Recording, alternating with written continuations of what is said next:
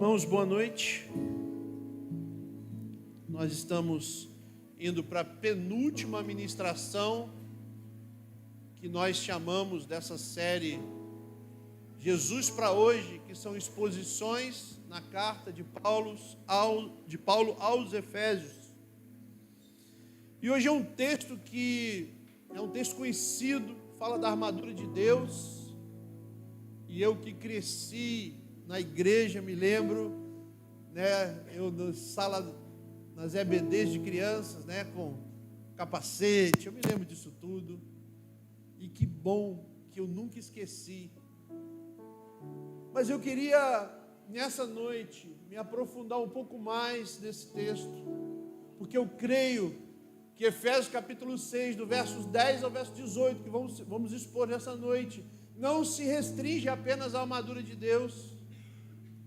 Para mim é a conclusão do que Paulo está tratando durante toda a carta aos Efésios. Ele expôs nos primeiros 3 capítulos doutrina, fundamentos, e a partir do capítulo 4 ele inicia de maneira clara a exposição do que é uma vida cristã, com ações, com exortações, de maneira muito direta.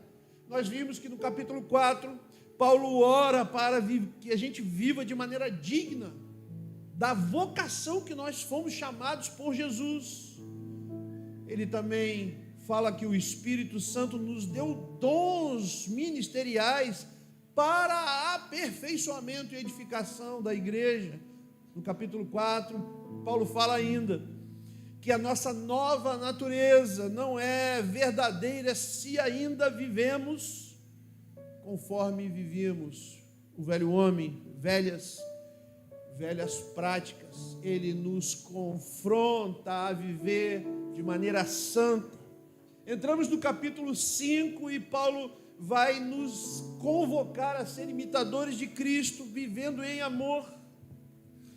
E aí ele trata diretamente sobre os pecados da imoralidade sexual, da avareza, da fofoca, da idolatria. E aí ele parte para dizer: desperta tu que dormes, não fique distraído, mas como filhos da luz, vocês tenham uma vida intencional.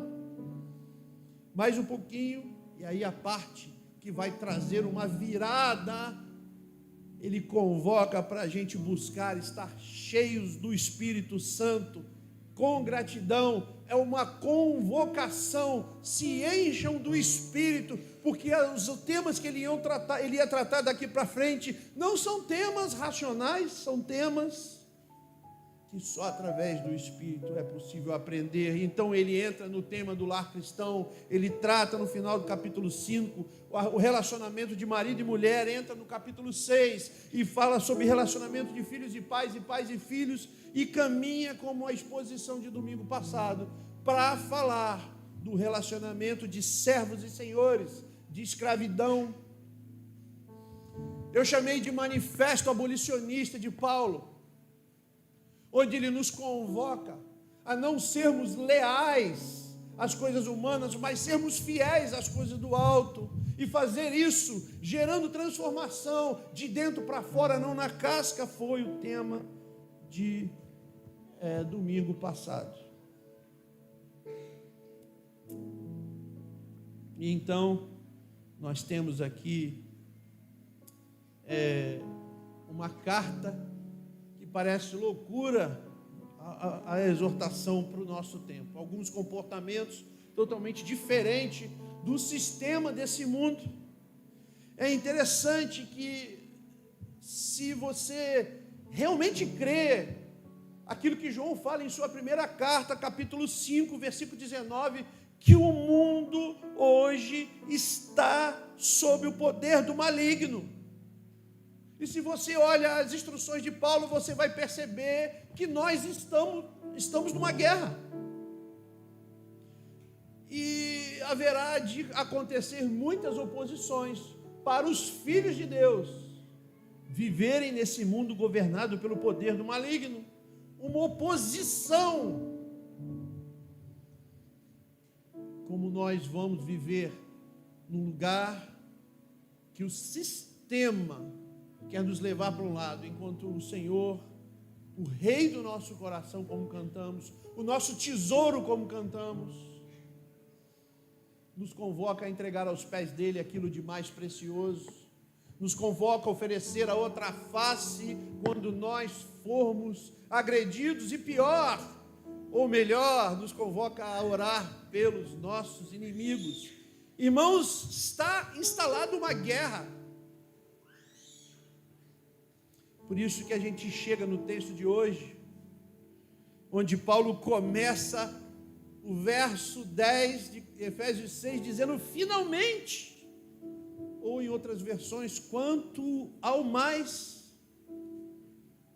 E então ele desenrola algo muito precioso para nós. Vamos ler então Efésios capítulo 6, a partir do verso 10, você pode acompanhar aí na tela. Finalmente, Paulo já está dizendo, depois de tudo que eu disse para trás, finalmente é a palavra de Paulo. Fortaleçam-se no Senhor e no seu forte poder. Vistam toda a armadura de Deus para poderem ficar firmes contra as ciladas do diabo. Pois a nossa luta não é contra pessoas, mas contra os poderes e autoridades, contra os dominadores desse mundo de trevas, contra as forças espirituais do mal nas regiões celestiais. Por isso, vistam toda a armadura de Deus, para que possam resistir no dia mau e permanecer inabaláveis, depois de terem feito tudo. Assim mantenham-se firmes, cingindo-se ou vestindo-se com o cinto da verdade, vestindo também a couraça da justiça e tendo os pés calçados com a prontidão do evangelho da paz. Além disso, usem o escudo da fé, com o qual vocês poderão apagar todas as setas inflamadas do maligno. Usem o capacete da salvação e a espada do Espírito, que é a palavra de Deus. Para terminar, orem no Espírito em todas as ocasiões, com toda oração e súplica, tendo isso em mente, estejam atentos e perseverem na oração por todos os santos. Só até aí. Definitivamente não é um texto sobre a armadura de Deus, embora a armadura de Deus esteja aqui nesse texto. Aqui Paulo está concluindo essa carta espetacular, nos trazendo uma verdade que nós não temos como negar depois de tudo que ele nos ensinou na carta aos Efésios, e mostrando instruções claras, capacitando os santos para essa guerra que estamos enfrentando, onde as forças espirituais do mal atacam as muitas áreas que Paulo lista na própria carta que nós lemos e estudamos e expusemos aqui nesses últimos meses. Agora, Paulo, ele revela um mapa. Paulo revelou um mapa, as situações onde o inimigo ataca, ou melhor, Paulo revelou durante a carta, e agora ele quer nos dar ensinamento e nos equipando para essa guerra. Um exército, irmãos, um exército entra em guerra de duas formas: quando ele está atacando ou quando ele está se defendendo. Só há duas opções para um exército participar de uma guerra: se ele estiver atacando ou se ele for atacado. Exemplo, as guerras contemporâneas nossas. O exército da Ucrânia entrou em guerra porque a Rússia o atacou, e o exército da Rússia entrou em guerra porque atacou a Ucrânia. O exército de Israel entrou em guerra porque o exército do Hamas atacou Israel. Ou você está se defendendo, ou você está atacando. Na nossa vida cristã, nós enfrentamos essas duas situações, porque coletivamente o Senhor nos deu uma ordem, coletivamente, e a ordem é atacar, avançar. Jesus nos chama quando nos salva, porque não há um salvo que não foi chamado a ser parte, a se alistar no exército de Deus, mas nós só somos chamados a atacar quando estamos em grupo. A missão é dele, quem está no ataque sob a liderança é ele é o general, ele tem as estratégias, ele é o cabeça do exército, que é a igreja. A igreja é a estratégia de Deus para avançar, atacar. Essa é uma luta que nós travamos coletivamente, não sozinhos. Lembra de Mateus capítulo 16? Pedro respondeu à pergunta de Jesus e disse: Tu és o Cristo, Filho do Deus vivo. Então Jesus diz para ele, e sobre essa afirmação, sobre essa pedra, edificarei a minha igreja, e as portas do inferno não poderão vencê-la. Se as portas do inferno não vencem a igreja está indo, metendo o pé na porta do inferno. Quem está na defesa é o inferno. A igreja é um instrumento de Deus para avançar. A igreja ataca. Irmãos, ele é o dono da missão. A liderança da missão é de Deus. A estratégia da missão é de Deus. O poder para realizar a missão é de Deus. E a vitória também é dele. Mas, incrivelmente, ele nos separou para sermos os soldados. Ele nos dá uma caneta para escrever Atos capítulo 29, Atos capítulo 30, Atos capítulo 31, ele escrever aquilo que ele está fazendo, mas nós temos esse privilégio de ser aqueles que escrevem, os soldados que empunham o poder da vitória.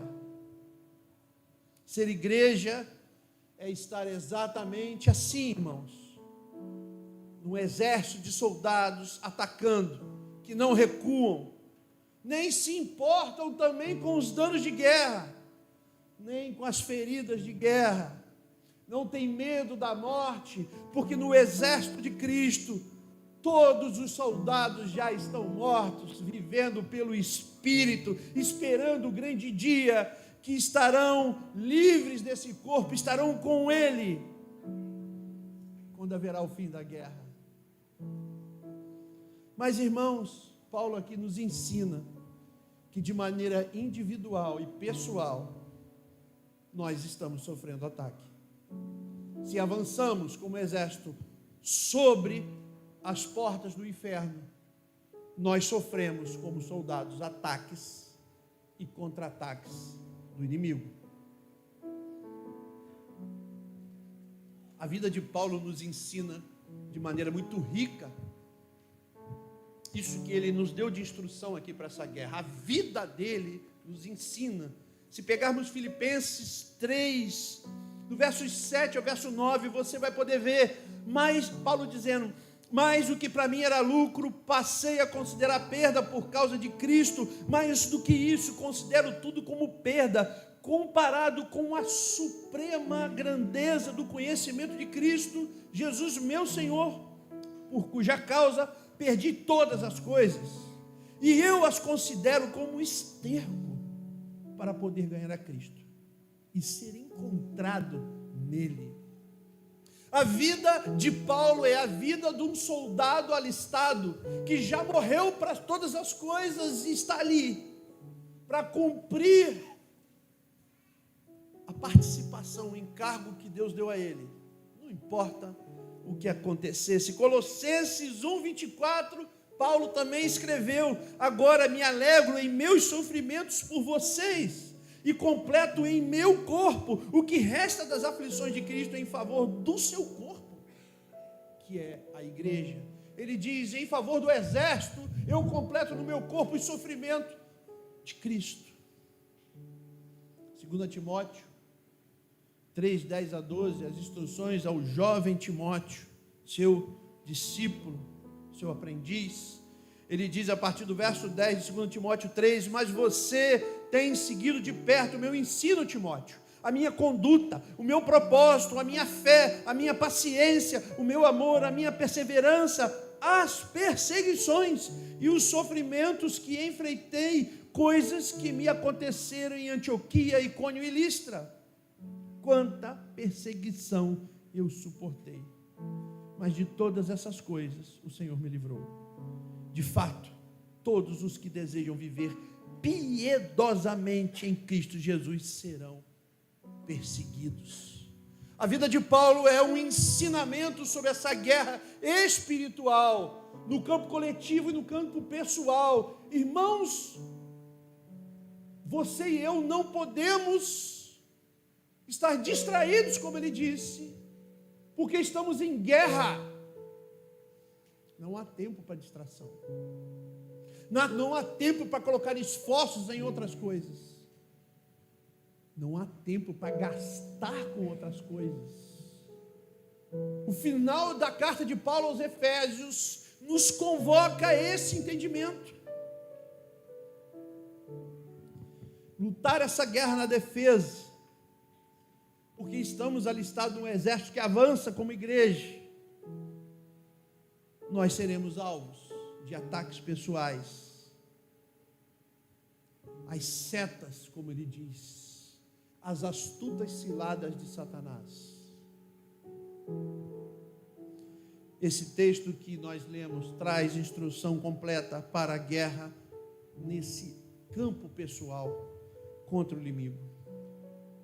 Paulo começa a sua instrução, ou melhor, a parte principal, a base, o resumo da batalha espiritual.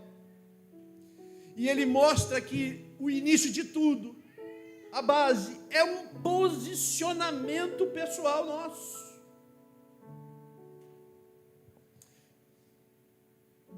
Em Tiago capítulo 4, verso 7, está em consoante com a primeira instrução de Paulo aqui. Portanto, submetam-se a Deus, resistam ao diabo, e ele fugirá de vós. Irmãos, quando Paulo diz aqui, no verso 10, finalmente, fortaleçam-se no Senhor e no seu forte poder, em consoante com Tiago 4, 7, Paulo está nos mostrando que a base da nossa resistência será e é a obediência. Sem estar dispostos a obedecer a essa ordem, não dá para seguir adiante. A base de nossa resistência ao inimigo é a obediência. Mas afinal, a obediência o que é fruto da fé. Como está a sua fé, irmão querido? Porque nós temos dentro de nós fé que não é essa, que é a base da nossa obediência ao Senhor. Nós temos fé temporal. Em alguma situação de extrema dificuldade, parece que existe uma fé que aguça. Quem não esteve diante de uma turbulência no avião e pediu: Deus me livra disso, mas quando pousou o avião acabou, nem lembrou da turbulência. Nós somos dotados de fé condicional. Eu creio que vou passar no Enem, no concurso, porque eu estudei. Essa é uma fé condicionada à ação, mas eu estou dizendo aqui que a base da resistência é a obediência que vem da fé essa que nós não temos. Não é essa fé que eu me refiro aqui, porque essa fé é um dom de Deus que não tem reserva, não precisa de uma turbulência no avião para eu ter, não precisa que alguma coisa vá mal ou vá bem para eu ter. A fé, que é o dom de Deus, ela é o firme fundamento daquilo que não se tem certeza nem se pode ver. E ela é derramada pelo Espírito Santo nos nossos corações. Me lembro de alguns 5 anos atrás, um grupo de cristãos do Egito saía de uma cidade, isso é agora, 5, 6 anos atrás, em direção a uma outra cidade, num momento muito difícil que o Egito estava passando. Eles iam numa conferência, então um ônibus, um micro-ônibus.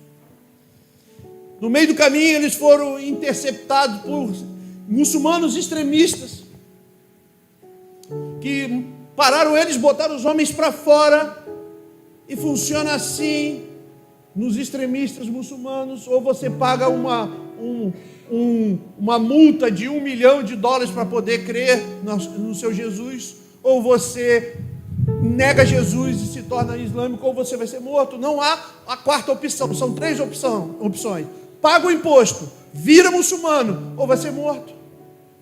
E enquanto isso estava se desenrolando do lado de fora do ônibus, uma mulher, e havia mulheres e crianças, pega seu filhinho e diz: chegou a hora que a mamãe te ensinou, que nós vamos encontrar com Jesus.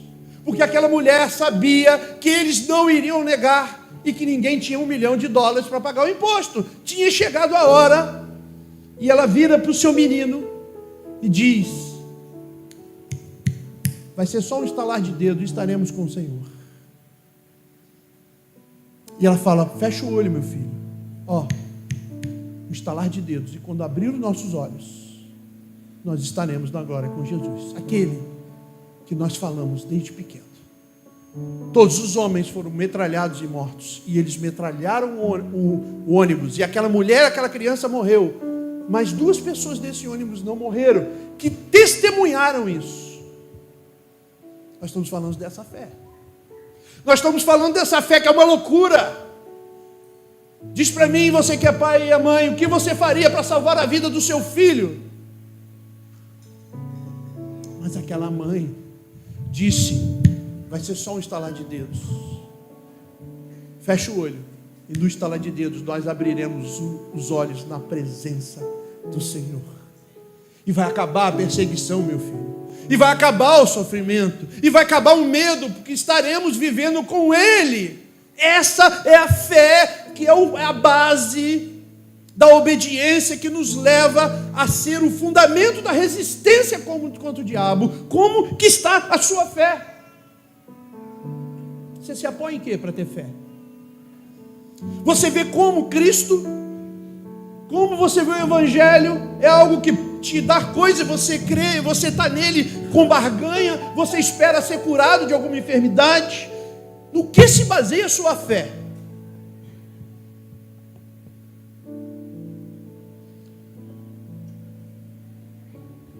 E o que eu preciso para lutar contra os dados inflamados? Se a base da resistência é a obediência, que vem da fé, que é um dom de Deus. Paulo lista aqui uma série de ações. Eu acho incrível, porque às vezes a gente fica só na armadura e não percebe que preciosos são as instruções de Paulo para o posicionamento pessoal nosso. Se primeiro ele nos exorta a obedecer e confiar no poder de Deus, em seguida ele dá uma série de recomendações. Obrigado, Lecildo. Eu listei alguma delas.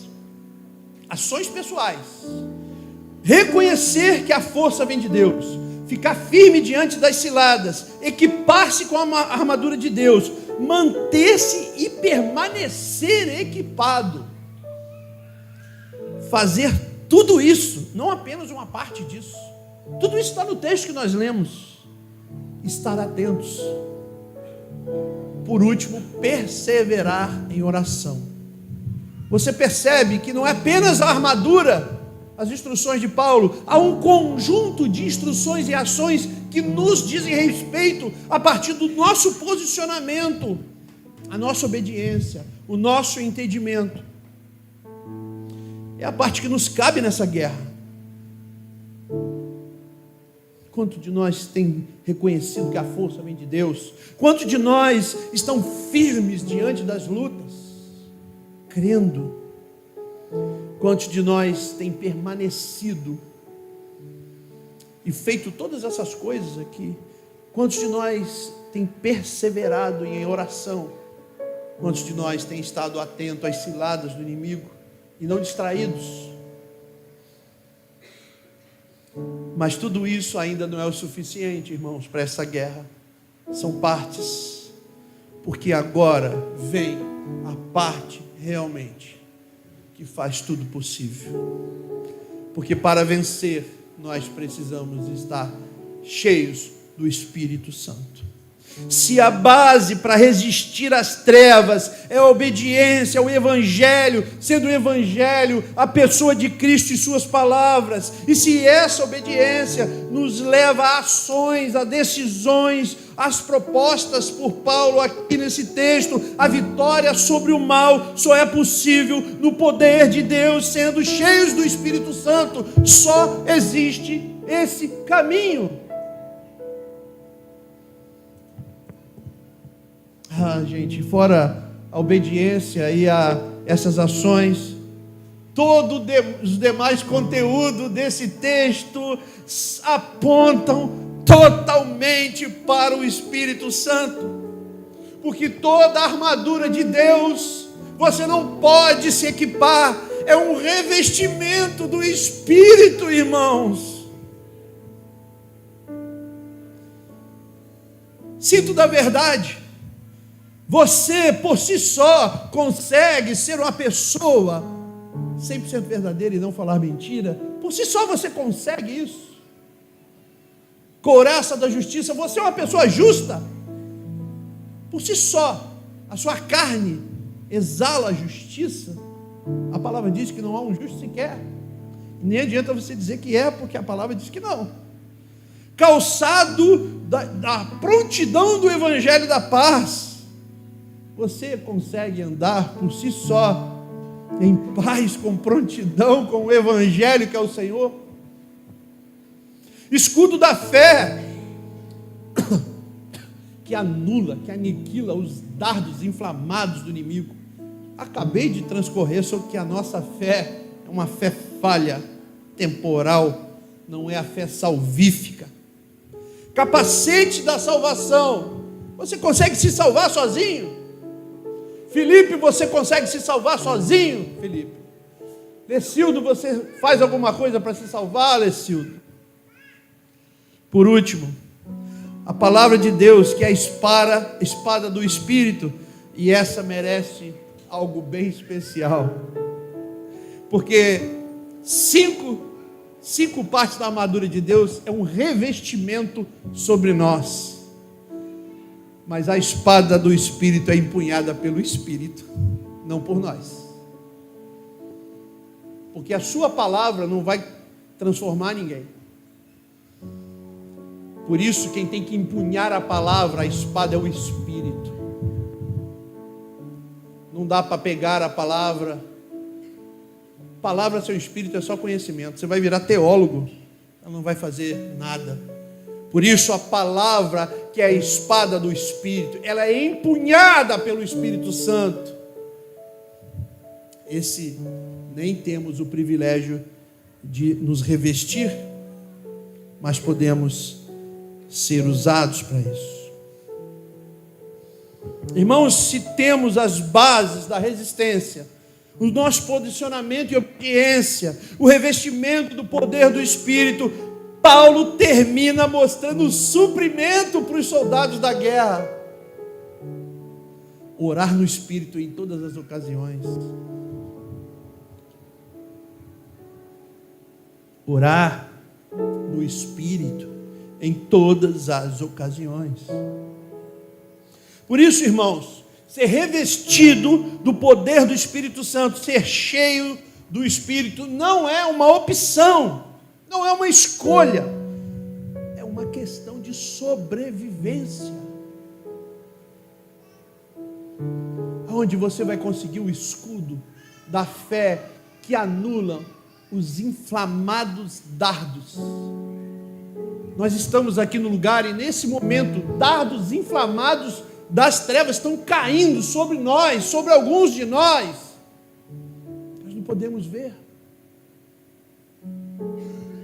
Tem coisas que sem a fé nós aceitamos, mentiras que nós aceitamos por causa da falta de fé. Porque mentira, aliás, é a única paternidade do diabo, né? A Bíblia diz que a única coisa que ele pariu foi a mentira. Mentira, ela só tem poder sobre nós se nós acreditarmos. E pela fé, o escudo da fé, ela anula qualquer mentira, qualquer dardo inflamado que venha voando em direção à sua vida, em direção à minha vida.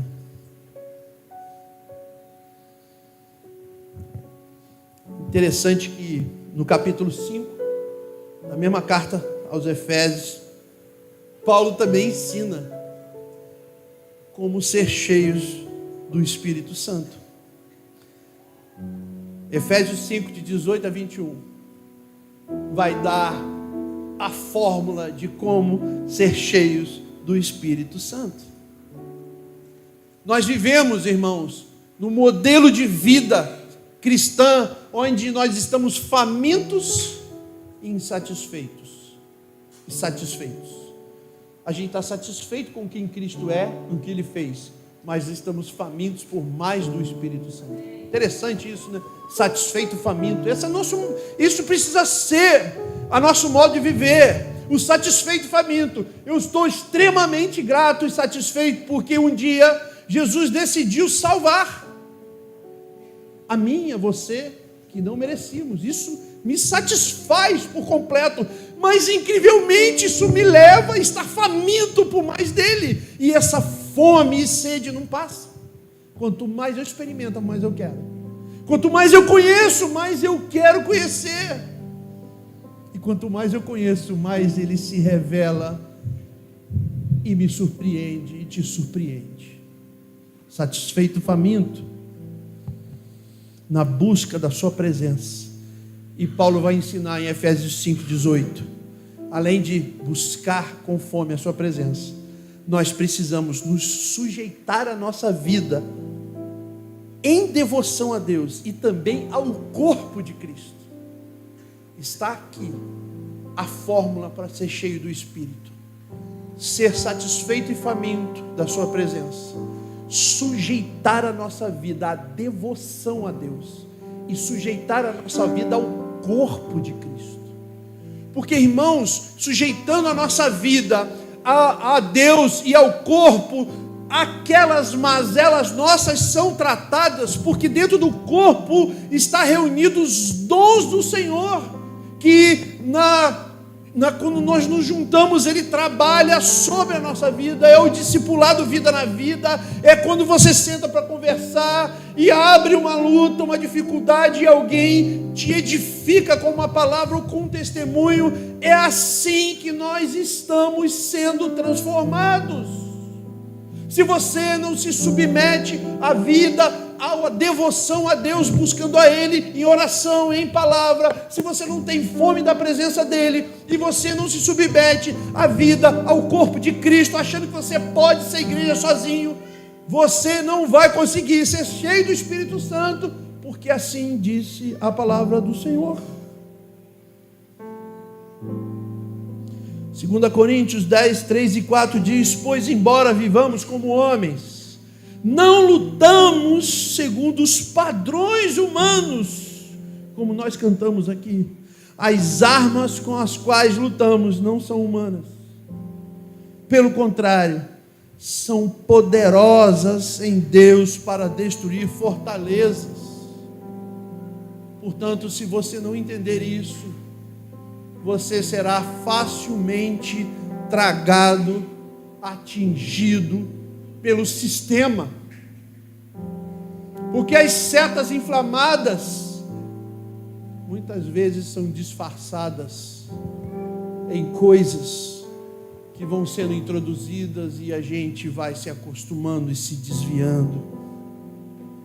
Irmãos, Paulo possuía uma perspectiva sobrenatural de sua própria vida. Ele via a vida dele como um instrumento de Deus, e era mesmo.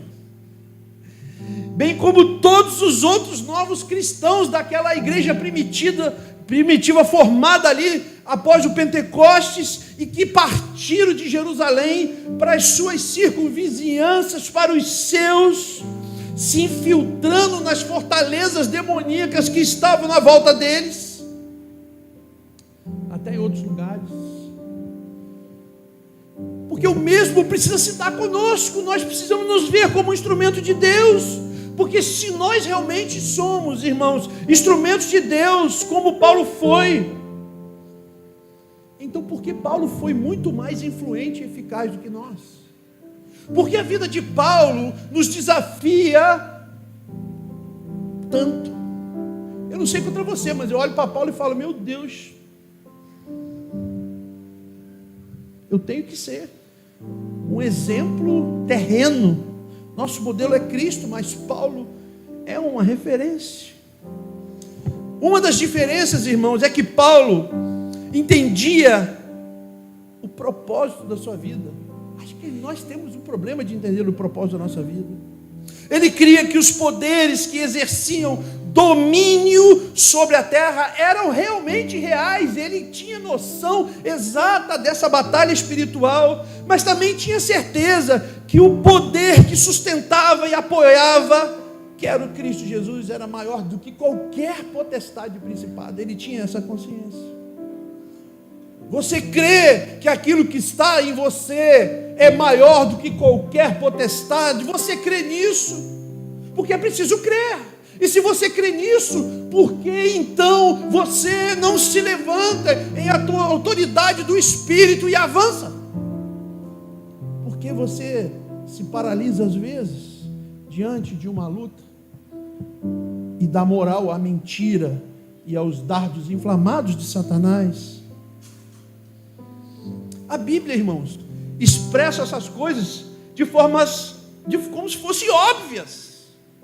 Porque está tão claro, isso não está complicado, não precisa de exegese, nem hermenêutica, nem do Augusto Nicodemos para traduzir para a gente. É muito clara e óbvia. Paulo tratava exatamente assim para a vida dele. É certo que Paulo não sabia da realidade de como era o mundo. Ele não tinha noção que existia a América do Norte, ele não tinha noção de que existia a América do Sul, China, Índia, Noruega, Austrália, Islândia e nos lugares dos confins do mundo. Nós sabemos, mas Deus sabia.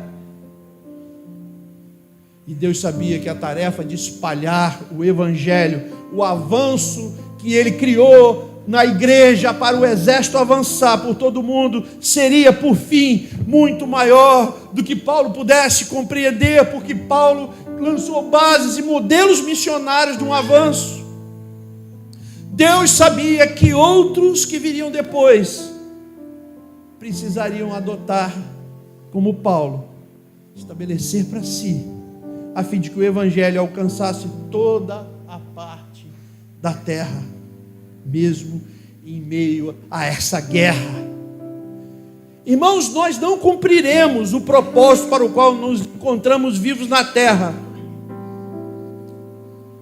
se a gente não entrar nessa guerra. Nós não cumpriremos. Se nós não acreditarmos no que Paulo acreditou, não estabelecer para a nossa vida essas coisas óbvias, e não recuar, nem se amedrontar por essa guerra.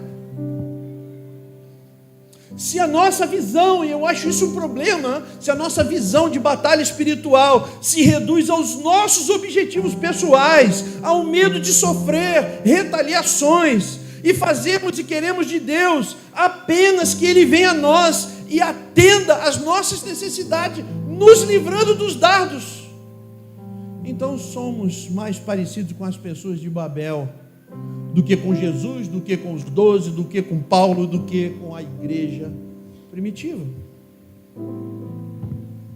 Russell Shedd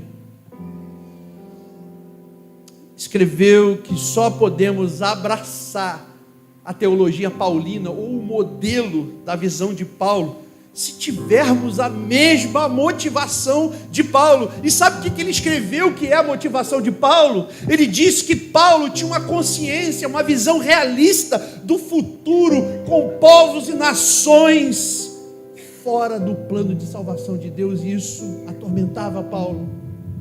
A outra coisa que tinha no coração de Paulo era o amor a Cristo.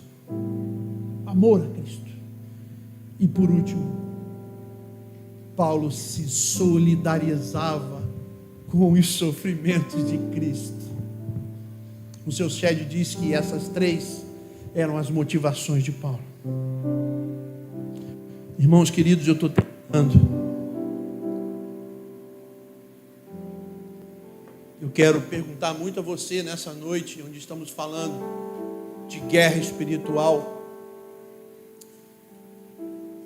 Não é sobre a macumba ali na esquina, não é sobre a mandinga que foi feita. Isso é uma distração para quem está preso nisso. Como você, querido irmãos, está vendo essa batalha real, invisível, espiritual.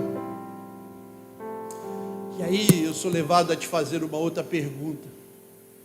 Como você tem sido visto pelos poderes malignos? Você é uma ameaça, sendo um instrumento de Deus? Você é visto como uma ameaça ao inimigo, aquele que tem cumprido cabalmente a sua vocação?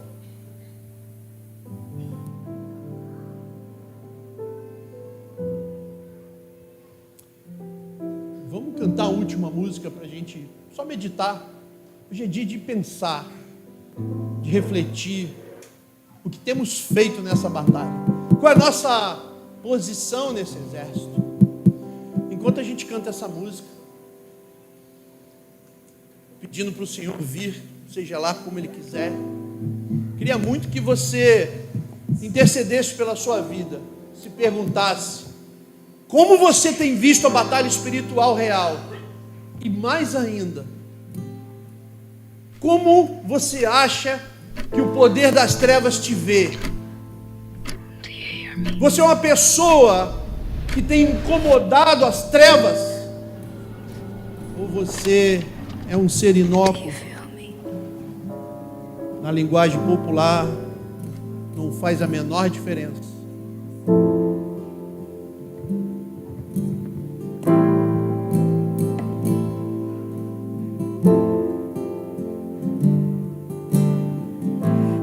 Coração, o altar, teu amor, o fogo vem queimar,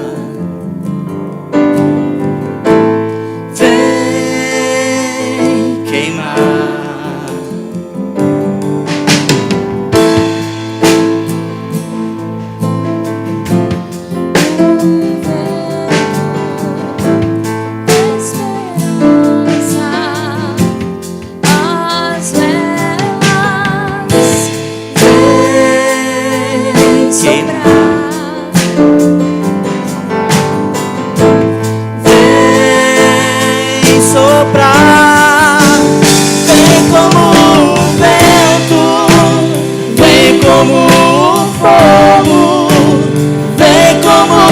Chuva, ou como tu quiseres, não há nada nesse mundo que me move como tu.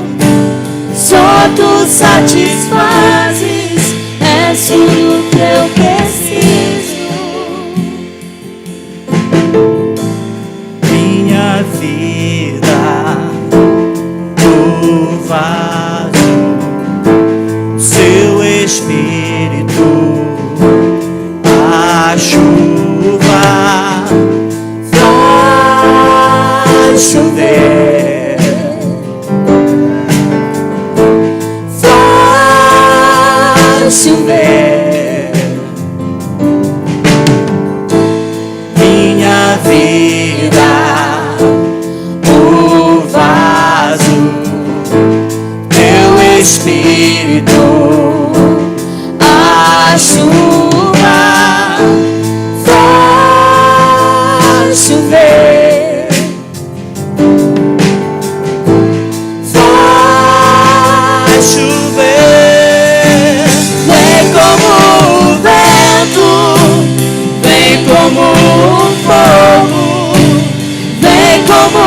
a chuva, ou como tu quiseres.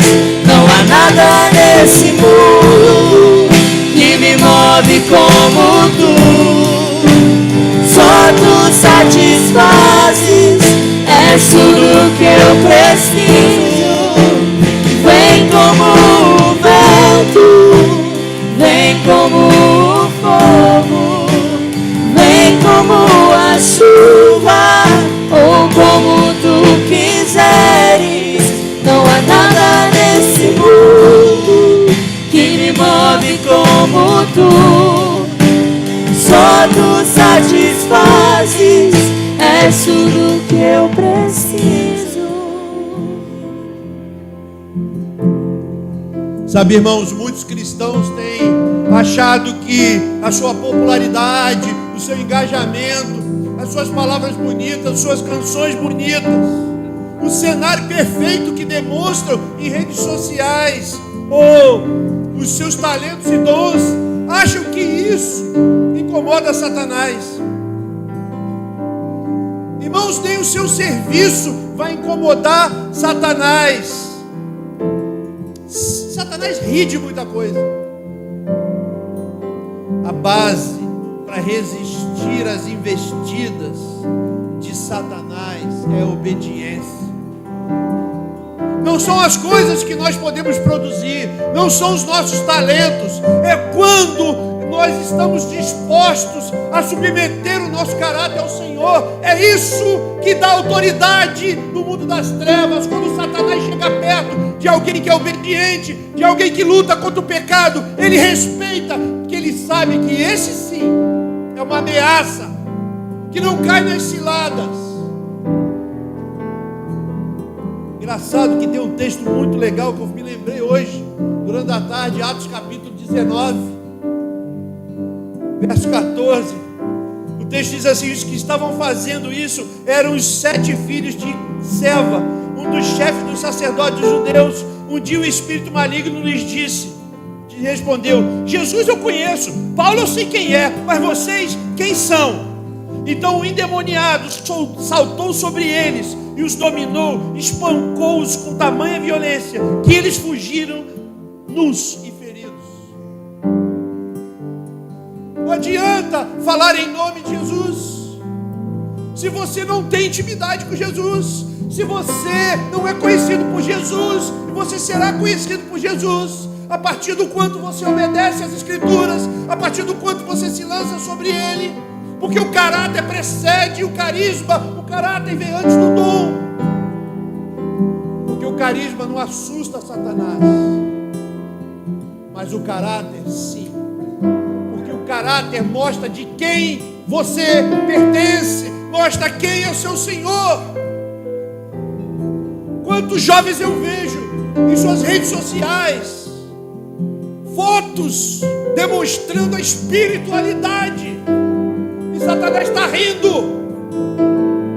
Quantos pregadores vocês já ouviram falar, e cantores que caíram, porque não significa nada o dom. Se você não é santo, obediente, você não pertence a Jesus, porque furar a orelha como escravo de Jesus é uma marca para quem tem o caráter de Jesus, para quem luta para ter a imagem de Jesus em si, para quem luta contra o pecado. Esse sim, porque sabe que quando esse chega, o rei chegou, o poder inabalável chegou. Esse sim é um soldado. Irmãos, chega de distração na nossa vida. Chega de vaidade, de aparência. Enquanto vivemos de aparência e vaidade, nós vamos presenciar quedas e quedas, e a vergonha para o nome de Cristo.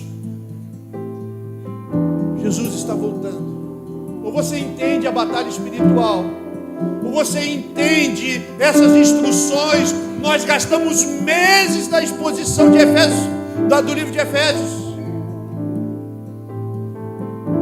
Não termine o livro de Efésios, a exposição da carta dos Efésios, da mesma maneira. Não por nossa nossa causa, nem pelo Rodrigo. Aproveite a palavra do Senhor. Se posicione. Eu quero te levar a orar. Vamos terminar orando. Se você puder, fique de pé. Vamos terminar de pé orando. Eu quero te convidar a esmurrar o céu no bom sentido e falar: Jesus, eu não posso continuar da mesma maneira, porque eu serei tragado. Ou se você já não está tragado, porque eu acho um absurdo e um desastre jovens que falam de Jesus, mas na primeira oportunidade se deleitam com o mundo. É um desastre. É um desastre. Que nós não sejamos essa geração, que sejamos o BOPE desse exército, a tropa de elite, o que vai na frente e que diz: bota o peito para tomar tiro. Sim, e que metamos o pé nas portas do inferno e que nos posicionemos em obediência, com bases sólidas de santidade e obediência, para resistir a todo contra-ataque, porque o que está em nós é maior do que está em toda parte, e eu acredito nisso. Você precisa crer nisso. Pai Santo, como igreja estamos aqui nesse dia falando de batalha, e eu quero te pedir, Jesus, que nós não sejamos uma igreja distraída com as distrações que o inimigo tem gerado. Muitos cristãos têm colocado esforços em coisas que são distração, aquela fumaça que Satanás joga e engana enquanto ele está atacando. Em nome de Jesus, nos fortalece na santidade. Gera aqui agora, Pai, o teu coração, a ideia do teu coração, o seu sentimento, que é aquilo que você sente quando vê um jovem, uma pessoa abraçando o pecado, brincando com o pecado, vivendo, jogando no lixo o teu sacrifício. Revela o seu coração, que eles possam sentir o seu choro, a sua dor, que seja um peso capaz de virar de vez esse jogo, virar de vez a vida. Pai, nós temos a chance de chegar nos confins ainda maior do mundo, mas só chegaremos se entendermos o alistamento, a batalha, o posicionamento, o amor sacrificial, os passos e as decisões sérias, e acima de tudo a fé que o Senhor vai concluir. A minha oração, Pai, a minha oração é para que a gente não durma e nem se distraia. O Senhor virá como um relâmpago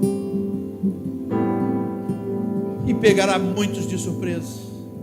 Que não sejamos nós, que sejamos surpreendidos pela sua volta no campo de batalha, nos gastando pela tua causa. Que sejamos recebidos na tua presença com um abraço, que o Senhor olhe nos nossos olhos e diga: valeu a pena ter morrido pela sua vida, porque você entendeu o meu sacrifício. Que essa seja a nossa recepção naquele grande dia. Gera dores no nosso coração, gera fome de estar cheio do teu Espírito. Nós não estamos insatisfeitos, Jesus, nós estamos gratos, mas nós estamos famintos, porque a nossa gratidão e a satisfação nos dão fome de Ti, fome da Tua presença. Nós queremos cada vez mais ser empoderados pelo Teu Espírito, para falar com mais intrepidez, para profetizar, para libertar cativos, Deus, para acessar lugares que só no poder do Teu Espírito é possível. Salva-nos, Jesus, salva-nos, Jesus, do sistema. Quantas pessoas cabisbaixas, quantos crentes aceitando em situações, deprimidos, abatidos. Como pode os filhos do rei, cidadãos do céu, por que estão abatidos? Se o Senhor diga, lance sobre mim, o que falta para lançar sobre o Senhor? E ser levantado pela doce e poderosa voz de Jesus, pelos seus braços amorosos. Pai, em nome de Jesus, faz isso, Pai. A minha oração nessa noite. Salva-nos, Jesus. Amém.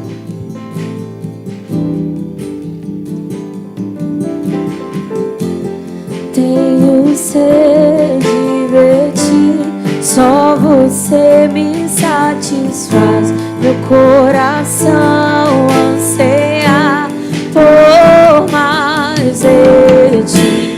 Tenho sede de ti, só você me satisfaz. Meu coração anseia por mais de ti. Eu tenho sede de ti, só você me satisfaz.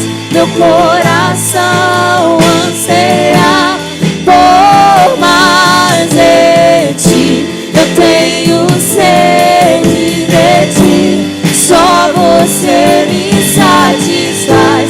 Meu coração anseia por mais de ti. Por mais de ti. Por mais de ti. Por mais de ti. Só a igreja. Eu tenho sede.